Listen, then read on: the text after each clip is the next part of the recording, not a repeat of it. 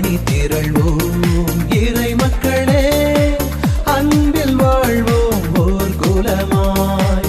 அனைத்தும் படைத்து அழைத்து காக்கும் அன்பு தெய்வம் அழைக்கின்றார். என் ஆன்மா ஆண்டவரின் கோவில் முற்றத்திற்காக ஏங்கி தவிக்கின்றது. என் இதயமும் உடலும் வாழும் இறைவனில் அக்களிக்கின்றது. தந்தை மகன் தூய ஆவியாரின் பெயராலே நம் ஆண்டவராகிய இயேசு கிறிஸ்துவின் அருளும் கடவுளின் அன்பும் தூய ஆவியாரின் நட்புறவும் உங்கள் அனைவரோடும் இருப்பதாக.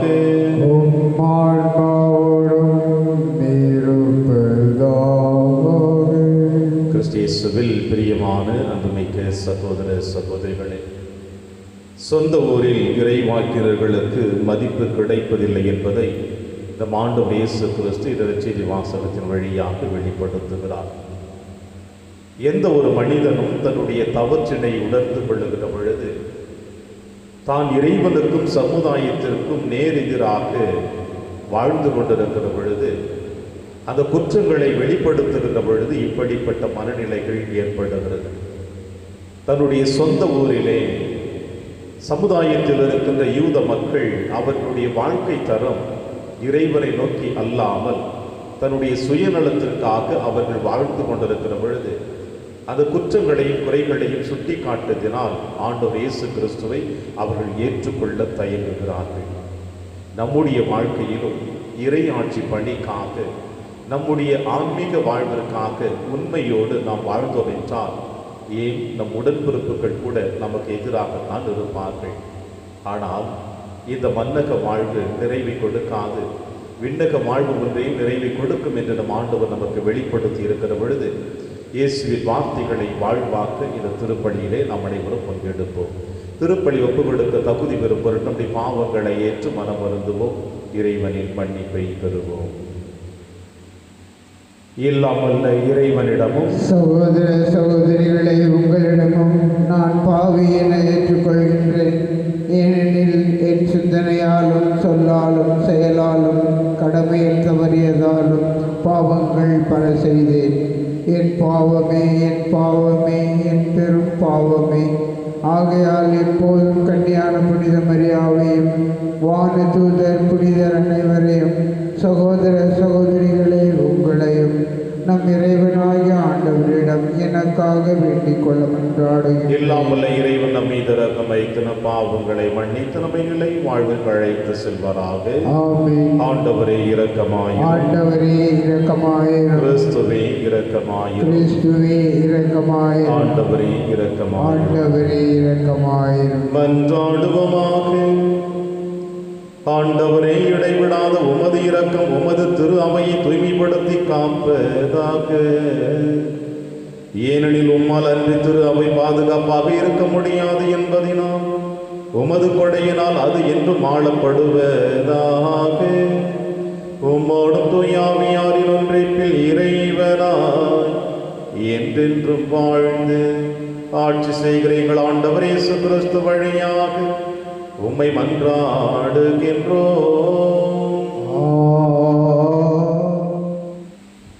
இஸ்ரேலரிடையே தொழுநோயாளர்கள் பலர் இருந்தனர். சிரியாவை சார்ந்த நாமானுக்கு நோய் நீங்கியது. அரசர்கள் 2ஆம் நூலில் இருந்து வாசகம். பிரிவு 5 உட்பிரிவு 1 15 முடிய. அந்நாள்களில் சிரியா மன்னனின் படைத்தலைவனான நாமான் தம் தலைவரிடம் சிறப்பும் நன்மதிப்பும் பெற்றிருந்தார். ஏனெனில் அவர் மூலமாய் ஆண்டவர் சிரியாவுக்கு வெற்றி அளித்திருந்தார். அவர் வலிமை மிக்க வீரர், ஆனால் தொழுநோயாளி. சிரியா நாட்டினர் ஒரு முறை கொள்ளையடிக்க சென்ற பொழுது இஸ்ரேலை சார்ந்த ஒரு சிறுமியை கடத்தி கொண்டு வந்திருந்தனர். அவள் நாமானின் மனைவிக்கு பணிவிடை புரிந்து வந்தாள். அவள் தன் தலைவியை நோக்கி, என் தலைவர் சமாரியாவில் இருக்கும் இறைவாக்கினர் முன்னிலையில் சென்றார்கள். அவர் இவரது தொழுநோயை குணமாக்குவார் என்றார். எனவே நாமான் தம் தலைவனிடம் சென்று, இஸ்ரேல் நாட்டை சார்ந்த சிறுமி இன்னின்னவாறு கூறினாள் என்று அவனுக்கு தெரிவித்தார். அப்பொழுது சிரியா மன்னர், சென்று வாரும், நான் இஸ்ரேல் அரசனுக்கு மடல் தருகிறேன் என்றார். எனவே நாமான் ஏறத்தாழ 400 கிலோ வெள்ளியையும் 1000 பொற்காசுகளையும் 10 பட்டாடைகளையும் எடுத்து கொண்டு பயணமானார். அவர் இஸ்ரேல் அரசனிடம் அம்மடலை கொடுத்தார். அதில், இத்துடன் என் பணியாளன் நாமானை உம்மிடம் அனுப்புகிறேன். அவனது தொழுநோயை நீர் குணமாக்க வேண்டும் என்று எழுதப்பட்டிருந்தது. இஸ்ரேல் அரசன் அம்மடலை படித்தவுடன் தன் ஆடைகளை கிழித்து கொண்டு, நான் என்ன கடவுளா? உயிரை கொடுக்கவும் உயிரை எடுக்கவும் என்னால் இயலுமா? சிரியா மன்னன் ஒருவனை என்னிடம் அனுப்பி அவனுக்குள்ள தொழுநோயை குணப்படுத்த சொல்கிறானே, என்னோடு போரிட அவன் வாய்ப்பு தேடுவதை பார்த்தீர்களா என்று கூறினான். கடவுளின் அடியவரான எலிசா இஸ்ரேல் அரசன் இவ்வாறு தன் ஆடைகளை கிழித்து கொண்ட செய்தியை கேள்வியுற்று அவனிடம் ஆள் அனுப்பி, நீர் ஏன் உம் ஆடைகளை கிழித்து கொண்டீர்? அவன் என்னிடம் வரட்டும், இஸ்ரேலில் ஒரு இறைவாக்கினர் உள்ளார் என அவன் அறியட்டும் என்று கூறினார். அவ்வாறே நாமான் தம் குதிரைகளுடனும் தேருடனும் எலிசா வீட்டு வாயில் முன் வந்து நின்றார். எலிசா, நீ போய் யோர்தானில் 7 முறை மூழ்கினால் உன் உடல் நலம் பெறும் என்று ஆள் அனுப்பி சொல்லச் சொன்னார். எனவே நாமான் சினமுற்று வெளியேறினார். அப்பொழுது அவர் என்னிடம் வந்து என் அருகில் நின்று தம் கடவுளாகிய ஆண்டவரின் பெயரை கூவி அழைத்து, தொழுநோய் கண்ட இடத்தின் மேல் தன் கையை அசைத்து குணப்படுத்துவார் என்று நான் எண்ணியிருந்தேன். அபானா, பர்பார் என்ற தமஸ்கு நதிகள் இஸ்ரேலில் உள்ள ஆறுகள் அனைத்தையும் விட மேலானவை அல்லவா? அவற்றில் மூழ்கி நான் நலமடைய முடியாதா என்று கூறி ஆத்திரமாய் திரும்பிச் செல்லலானார். அப்பொழுது அவருடைய வேலைக்காரர்கள் அவரை அணுகி அவரிடம், என் தந்தையே, இறைவாக்கினர் இதைவிட அரிதான ஒன்றை உமக்கு கூறியிருந்தால் நீர் அதை செய்திருப்பீர் அல்லவா? மாறாக மூழ்கி எழும் நலமடைவீர் என்று அவர் கூறும்போது அதை நீர் செய்வதற்கென்ன என்றனர். எனவே நாமான் புறப்பட்டு சென்று கடவுளின் அடியவரது வாக்கிற்கிணங்க யோர்தானில் 7 முறை மூழ்கி எழ அவர் நலமடைந்தார். அவரது உடல் சிறு பிள்ளையின் உடலைப் போல் மாறினது. பின்பு அவர் தம் பரிவாரம் அனைத்துடன் கடவுளின் அடியவரிடம் திரும்பி வந்து, இஸ்ரேலை தவிர வேறு எந்த நாட்டிலும் கடவுள் இல்லை என இப்போது உறுதியாக அறிந்து கொண்டேன். இதோ உம் அடியான் எனது அன்பளிப்பை ஏற்றுக்கொள்ளும் என்றார். இது ஆண்டவர் வழங்கும் அருள்வாக்கு. இறைவனுக்கு நன்றி.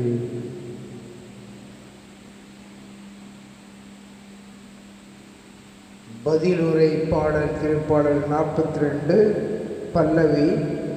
என் நெஞ்சம் உயிருள்ள இறைவன் மீது தாகம் கொண்டுள்ளது. என் நெஞ்சம் உயிருள்ள இறைவன் மீது தாகம் கொண்டுள்ளது. கலைமான் நீரோடைகளுக்காக ஏங்கி தவிப்பது போல கடவுளே, என் நெஞ்சம் உமக்காக ஏங்கி தவிக்கின்றது.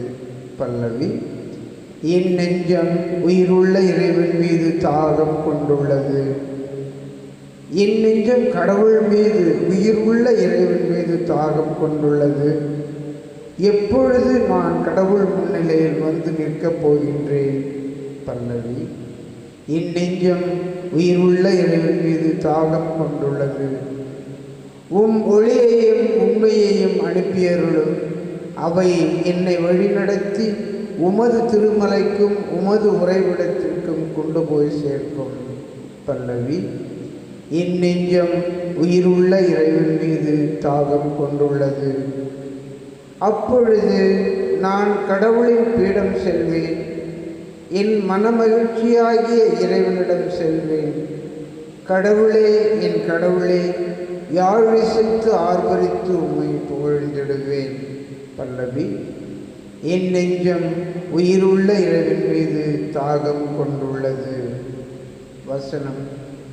ஆண்டவருக்காக ஆவலுடன் நான் காத்திருக்கின்றேன், அவரது சொற்களுக்காக ஆவலுடன் காத்திருக்கின்றேன். ஆண்டவரிடமே உள்ளது பேரன்பு, மிகுதியான மீட்பு அவரிடமே உண்டு. ஆண்டவர்களோடு இருப்பாராக. ஆன்மாவோடும் இருப்பாராக.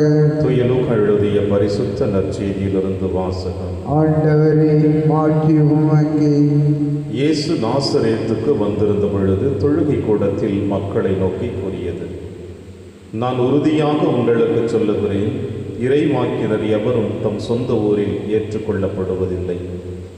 உண்மையாக நான் உங்களுக்கு சொல்லுகிறேன், எலியாவின் காலத்தில் 3.5 ஆண்டுகளாக வானம் பொய்த்தது, நாடெங்கும் பெரும் பஞ்சம் உண்டானது. அக்காலத்தில் இஸ்ரேலரிடையே கைம்பெண்கள் பலர் இருந்தனர். ஆயினும் அவர்களுள் எவரிடமும் எலியா அனுப்பப்படவில்லை. சீதோனை சேர்ந்த சாரிபாத்தில் வாழ்ந்த ஒரு கைம்பெண்ணிடமே அனுப்பப்பட்டார். மேலும் இறைவாக்கினர் எலிசாவின் காலத்தில் இஸ்ரேலரிடையே தொழுநோயாளர்கள் பலர் இருந்தனர். ஆயினும் அவர்களுள் எவருக்கும் நோய் நீங்கவில்லை. சிரியாவை சார்ந்த சாமானுக்கே நோய் நீங்கியது. தொழுகை கூடத்தில் இருந்த யாவரும் இவற்றை கேட்டபொழுது சீற்றம் கொண்டனர். அவர்கள் எழுந்து அவரை ஊருக்கு வெளியே துரத்தி அவ்வூரில் அமைந்திருந்த மலை உச்சியிலிருந்து கீழே தள்ளிவிட இழுத்து சென்றனர். அவர் அவர்கள் நடுவே நடந்து சென்று அங்கிருந்து போய்விட்டார். இது ஆண்டவர் வழங்கும் அருள்வாக்கு. கிறிஸ்துவே, உமக்கு புகழ்.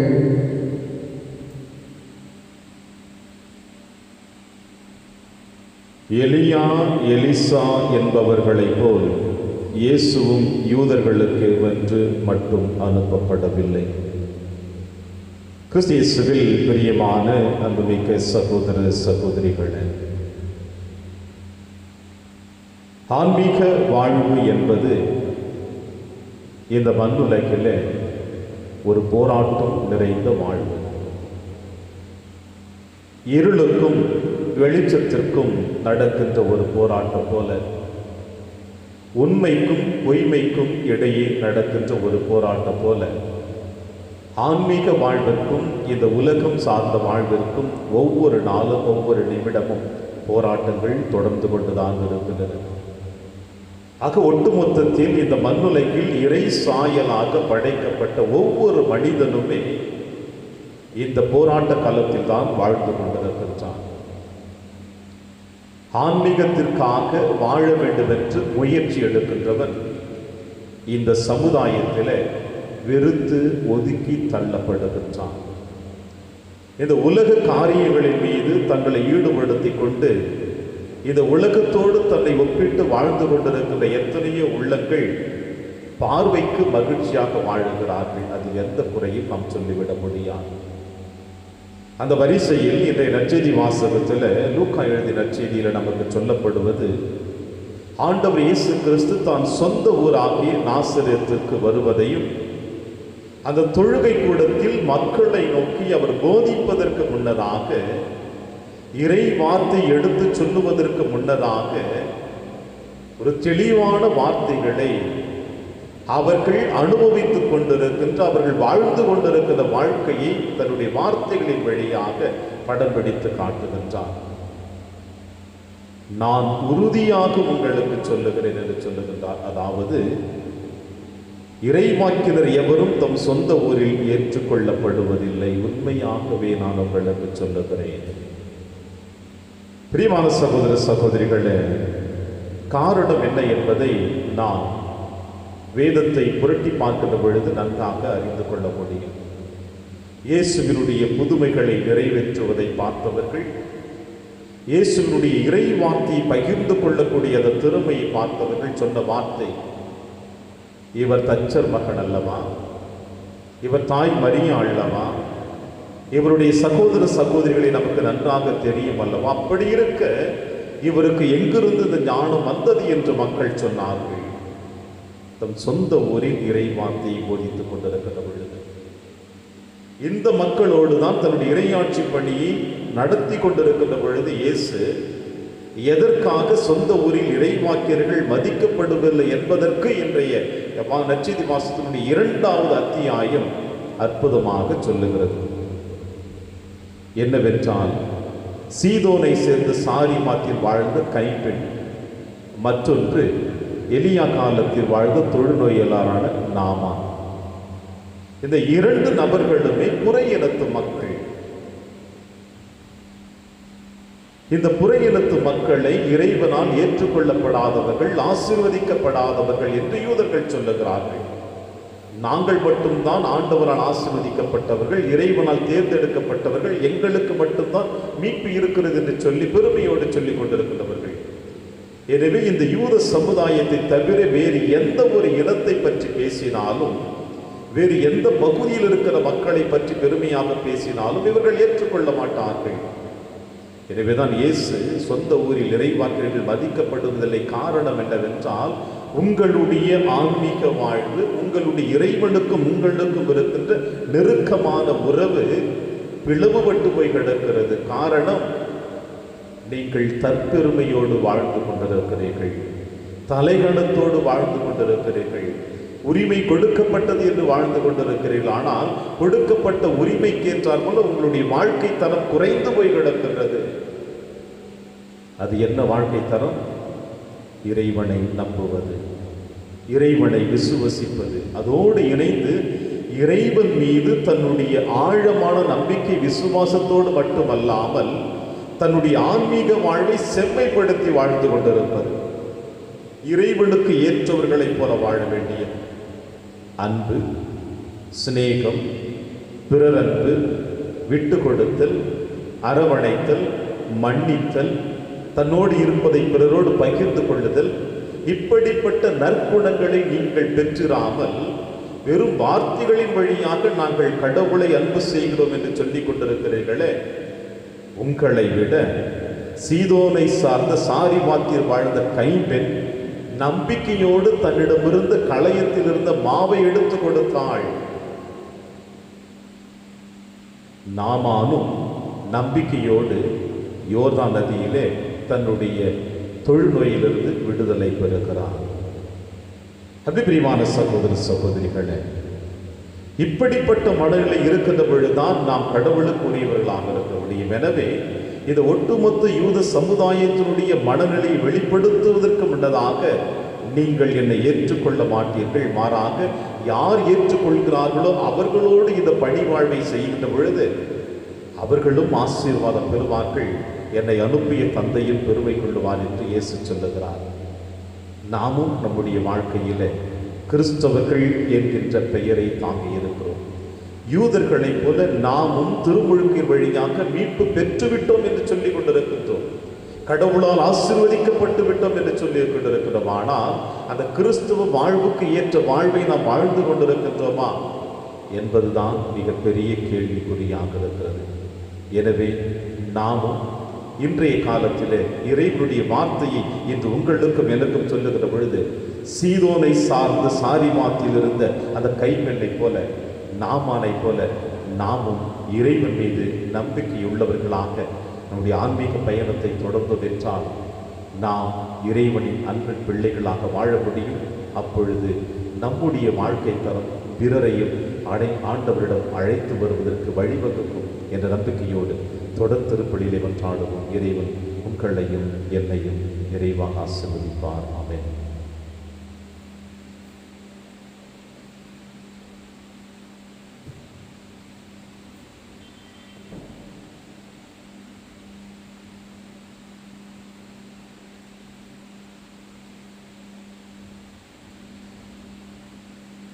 ஆண்டவரே, அனைத்துலகின் இறைவா, நீர் வாழ்த்து பெறுவீராக. ஏனெனில் உமது வல்லமையிலிருந்து நாங்கள் அப்பத்தை பெற்றுள்ளோம். நிலத்தின் விளைவு மனித உழைப்பின் பயனுமானது அப்பத்தை வகுப்பு கொடுக்கின்றோம். இது எங்களுக்கு வாழ்வளிக்கும் அப்பமாக மாறும். இறைவன் என்றென்றும் வாழ்த்து பெறுவாராக.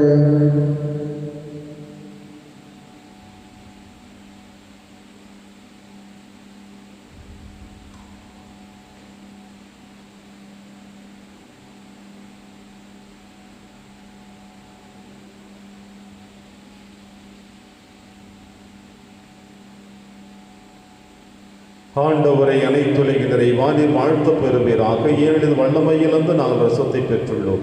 திராட்சை செடியை மனித உழைப்பின் பயனுமான ரசத்தை வகுப்பு கொடுக்கின்றோம். இது எங்கள் ஆன்மீக பானமாக மாறும். இறைவன் என்றென்றும் வாழ்த்து பெறுவாராக.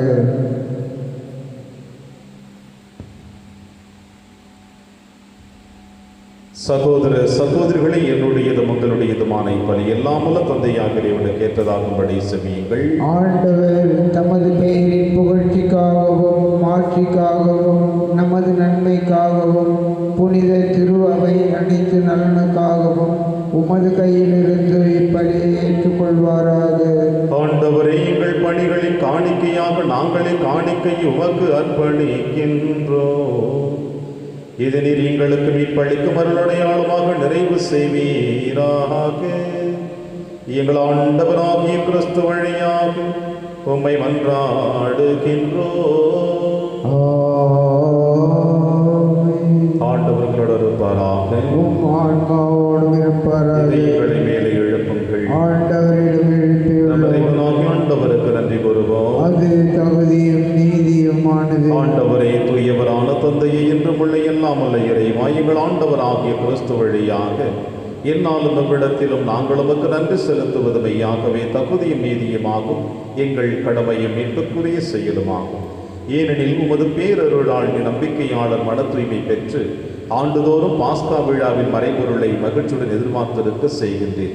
அதனால் பக்தியுள்ள வேண்டுதல்களில் அன்பு செயல்களிலும் அவர்கள் மேன்மேலும் ஈடுபட்டு தங்களுக்கு புத்துயிர் அளிக்கும் மறை நிகழ்வுகளில் பங்கு கொண்டு பிள்ளைகளுக்குரிய அருளை நிறைவாக பெற செய்கிறேன். ஆகவே வானக தூதர் முதன்மை வானக தூதரோடும் அரியணையில் அமர்வோர் தலைமை தாங்குவோரோடும் வான்படைகளின் அணிகள் அனைத்தோடும் சேர்ந்து நாங்கள் உமது மாட்சியை புகழ்ந்து பாடி முடிவின்றி சொல்லுவதாவது: தூயவர் தூயவர் தூயவர், வான்படைகளின் கடவுளாம் ஆண்டவர். விண்ணகமும் மன்னகமும் உமது மாட்சியால் நிறைந்துள்ளன. உன்னதங்களிலே ஓசன்னா. ஆண்டவர் பெயரால் வருகிறவர் ஆசி பெற்றவர். உன்னதங்களிலே ஓசன்னா. ஆண்டவரே, நீர் மெய்யாகவே தூயவர், தூய்மை அனைத்திற்கும் முற்றாகவே உடைய ஆவியை பொழிந்து இக்காணிக்கைகளை தூய்மைப்படுத்த உம்மை வேண்டுகிறோம். இவ்வாறு எங்கள் ஆண்டவர் இயேசு கிறிஸ்துவின் உடலும் இரத்தமுமாக எங்களுக்கு இவை மாறுமனவாகும். அவர் பாடுபட விழுங்கணிந்து தம்மை கையளித்த போது அப்பத்தை எடுத்து நன்றி செலுத்தி அதை பிட்டு தம் சீடருக்கு அளித்து அவர் கூறியதாவது: அனைவரும் இதிலிருந்து பெற்று உண்ணுங்கள், ஏனெனில் இது உங்களுக்காக கையளிக்கப்படும் என் உடல்.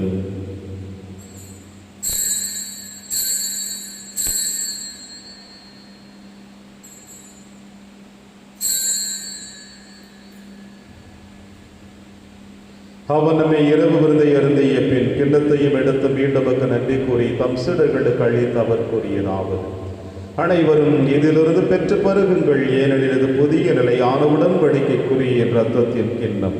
இது பாவ மன்னிப்புக்கென்று உங்களுக்காகவும் பலருக்காகவும் சிந்தப்படும். இதை என் நினைவாக செய்யுங்கள்.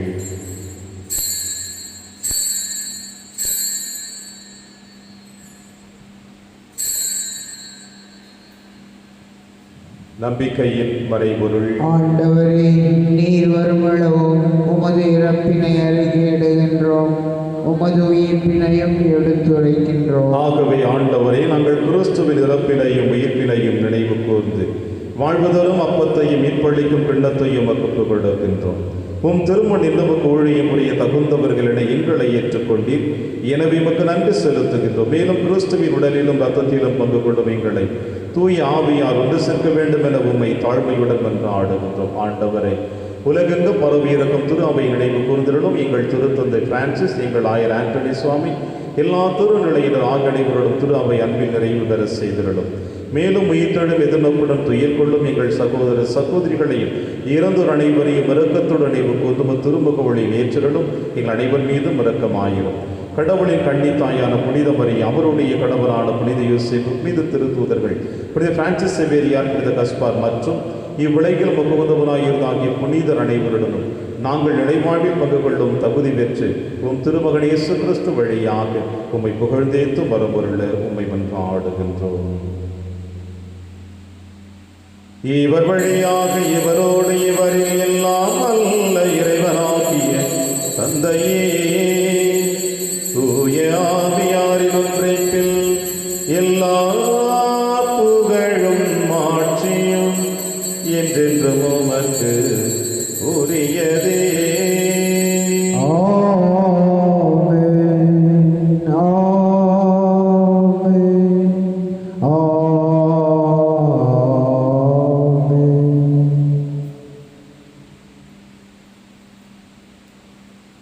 மீட்பரின் கட்டளையால் கற்பிக்கப்பட்டு இறை படிப்பினையால் பயிற்சி பெற்ற நாம் அனைவரும் துணிந்து செல்வோம். விண்ணுலகில் இருக்கிற எங்கள் தந்தையே, உமது பெயர் தூயது என போற்ற பெறுக.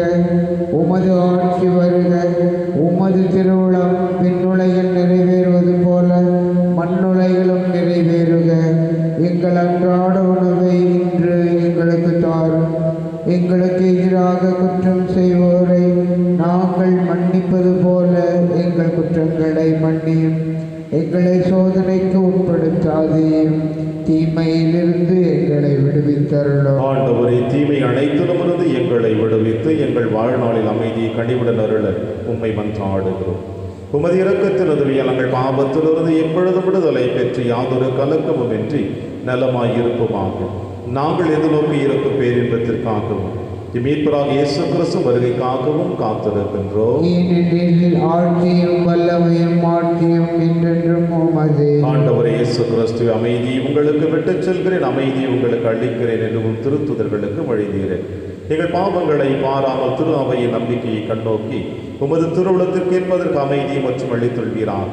என்று வாழ்ந்து ஆட்சி செய்கின்றவர் நீரே. ஆண்டவருடைய அமைதி உங்கள் அனைவரோடும் என்று இருப்பதாக. ஒருவருக்கொருவர் உறவின் வாழ்த்தை அறிவித்து மகிழ்வோம். சமாதானம். உலகின் பாவங்களை போக்கும் இறைவனின் செம்மறியே, எங்கள் மேல் இரக்கமாயிரும். உலகின் பாவங்களை போக்கும் இறைவனின் செம்மறியே, எங்கள் மேல் இரக்கமாயிரும். உலகின் பாவங்களை போக்கும் இறைவனின் செம்மறியே, எங்களுக்கு அமைதியை அளித்தருளும். இதோ இறைவனின் செம்மறி, இவரே நம் அனைவரின் பாவங்களையும் போக்குகின்றவர். செம்மறியின் விருந்திற்கு அழைக்க பெற்ற நம் அனைவரும் பேறு பெற்றோர். ஆண்டவரே, நீர் என் இல்லத்தில் எழுந்தருள நான் தகுதியற்றவர். ஆனால் ஒரு வார்த்தை மட்டும் சொல்லியருளும், எனது ஆன்மா நலம் அடையும். கிறிஸ்துவின் திருவிடலும் திருரத்தும் காத்து நமக்கு நிலையான வாழ்வளிப்பதாக. ஆமென்.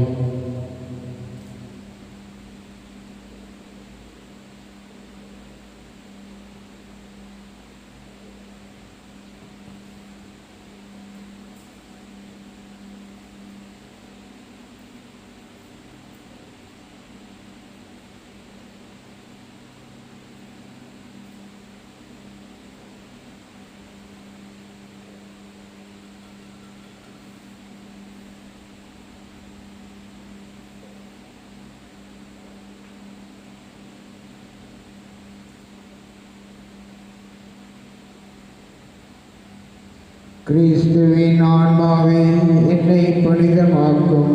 கிறிஸ்துவின் திருவுடலே என்னை மீட்டருளும். கிறிஸ்துவின் திரு இரத்தமே எனக்கு எழுச்சியூட்டும். கிறிஸ்துவின் விழாவின் தண்ணீரே என்னை கழுவிடுமே. கிறிஸ்துவின் பாடுகளே என்னை தேற்றிடுமே. ஓ நல்ல இயேசுவே, எனக்கு செவிசாயும்.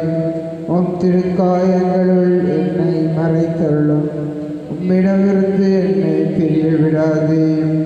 தீய பகைவிடமிருந்து என்னை காத்தருளும். எனது இறப்பின் வேளையில் என்னை அழைத்தருளும். உம்மிடம் வர எனக்கு கட்டளை தருளும். புனிதர்களோடு எக்காலமும் உம்மை புகழச் செய்யும். ஆமென். மக்களினத்தாரே, நீங்கள் அனைவரும் ஆண்டவரை புகழுங்கள், ஏனெனில் நம் மீது அவரது இரக்கம் நிலையாய் உள்ளது. நன்றி கூறி மன்றாடுவோமாக. ஆண்டவரே, எங்களுக்கு அருள் புரிய உம்மை வேண்டுகின்றோம். உமது திருவிருந்தில் நாங்கள் பங்கேற்பது எங்களுக்கு தூய்மை அளித்து ஒற்றுமையை வழங்குவதாக. எங்கள் ஆண்டவராகிய கிறிஸ்து வழியாக உம்மை மன்றாடுகின்றோம். ஆண்டவர் உங்களோடு இருப்பாராக.